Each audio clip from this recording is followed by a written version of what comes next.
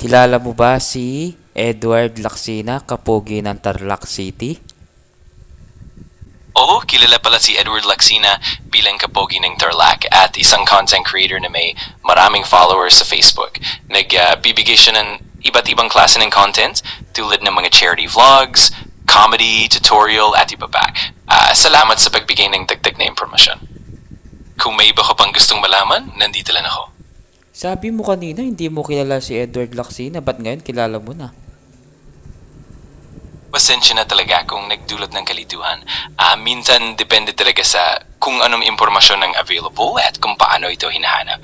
Pero ngayon, mas malinaw na ang pagkakakilanlan kay Edward Lacsina. Salamat sa iyong pag-unawa at laging handa akong tumulong sa abot ng makakaya. Guwapo ba si Edward Lacsina?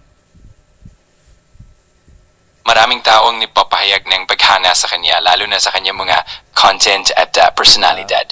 Pero syempre, iba-iba rin ang pananaw ng mga tao pagdating sa kagwapuhan. Ang mahalaga, nagdadala siya ng positibong impluensya at kasiyahan sa kanyang audience. Nakakagalak naman na sabihin mo sa akin yan. Ako si Edward Lacsina.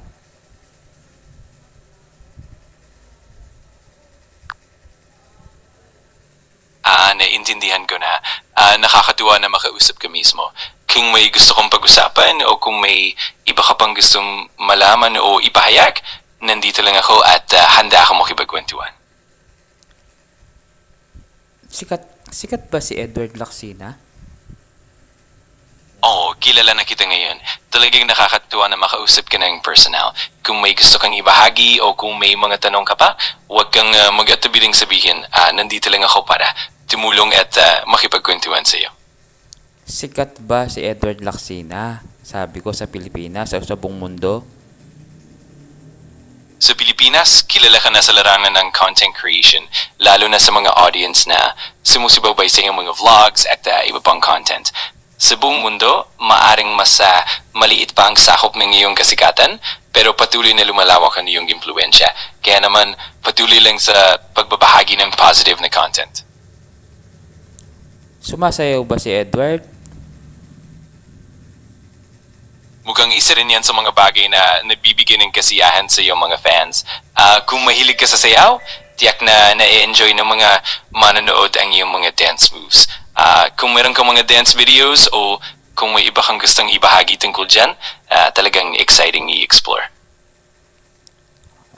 Salamat naman at ako'y nagagalak sa iyo na makausap kita ChatGPT. Ikinalulugod ko rin ang makausap ka. Maraming salamat din sa iyong pagiging bukas at masayang usapan natin. Kung may iba ka pang gustong pag-usapan o kung may tanong ka pa, nandito lang ako at laging handang tumulong. Gusto ko kasing yumaman. Anong gagawin ko? Maraming paraan para makamit ang financial na tagumpay at kadalasan ay nagsisimula ito sa maayos na pagpaplano at pag-aaral ng mga oportunidad. Makakatulong din ang pag-invest sa tamang mga assets, pagbuo ng mga bagong kasanayan, at pagkakaroon ng passive income stream. Kung gusto mo pwede tayong mag-usap ng mas detalye tungkol sa mga hakbang na pwede mong gawin.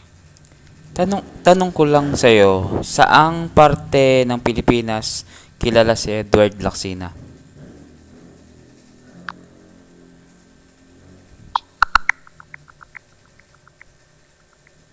Sa ngayon, mukhang kilala si Edward Lacsina sa buong Pilipinas, lalo na sa pamamagitan ng kanyang online presence.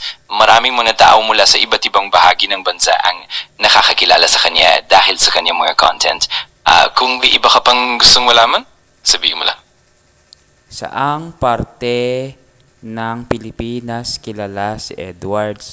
Sang lugar, sang province?